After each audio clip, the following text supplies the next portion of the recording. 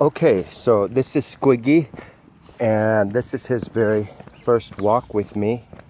And I'm using the prong collar because his owner's chief complaint was that he pulls too much in the walk, and you can see how he rushes to.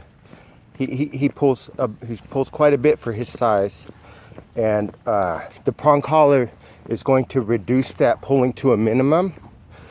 Now, some dogs, they may never be reliable on a regular collar, and so the prong collar for certain serious pullers, especially large dogs who pull tremendously, the prong collar might be a permanent part of their walk.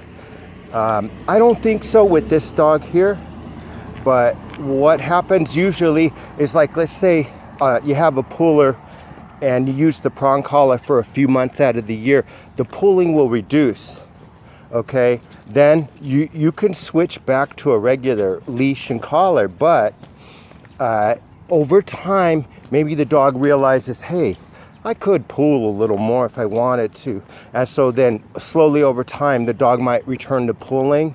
And then you're just gonna put the prong collar back on for a month or so, just to remind the dog not to pull.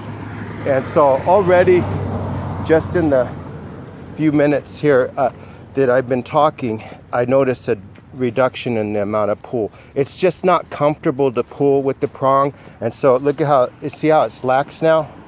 See? There's a lot less pulling going on. See how my leash is lax?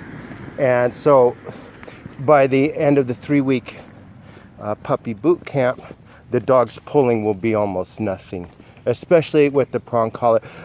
The prong collar is, it looks like a medieval instrument of torture, but when you see the results of no pulling, it makes the walk a whole lot more pleasant.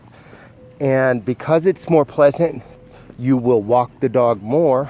The dog is happier because he gets out more, and so there's less of that anxiety or tension of, hey, I get such few walks that I'm going to get the maximum enjoyment out of it.